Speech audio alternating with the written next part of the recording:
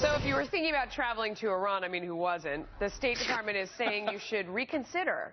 The department releasing a stricter travel warning saying foreigners, in particular dual nationals, continue to be detained or prevented from leaving Iran. Peter Brookes is former Secretary of Defense, Deputy Assistant in Heritage Foundation Senior Fellow. He joins us now. So they're warning that the danger has gone up, that U.S. citizens should very carefully weigh the risks of travel and consider postponing their travel. They send this alert out, so they're acknowledging that the risk has gone up since they paid the ransom, aren't they?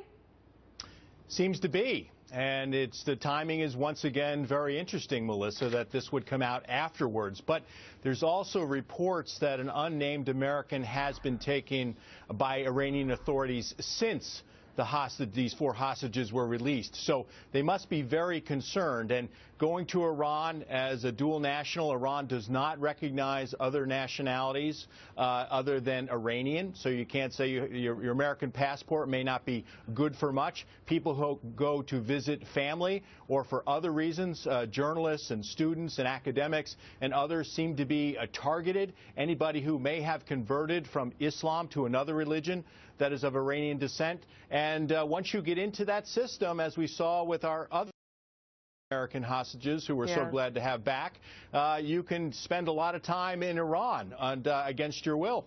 So there's a thesis out there that's gaining popularity, and it has to do with why did President Obama not follow up on the Syrian red line thing? I mean, that was years and years ago. Obviously got so much worse. And the theory that's out there right now is that he backed away from going after Bashar al-Assad because he was negotiating this Iran deal. And Iran wants to keep Bashar al-Assad right in place because, you know, they have that triumvirate that's building between them and the Syrians and the Russians. Do you believe that story? It seems legitimate to me. It probably very complicated, and there are probably a number of reasons. The other reason that we had heard is that the president was concerned about what comes after you take out the Bashar al-Assad regime.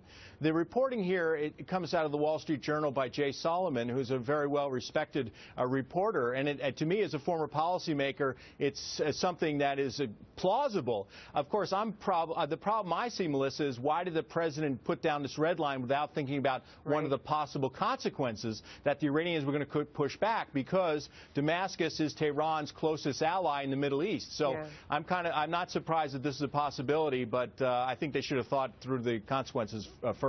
As a policymaker who's dealt with all this, how do you honestly believe things would be different with Donald Trump, or would they be?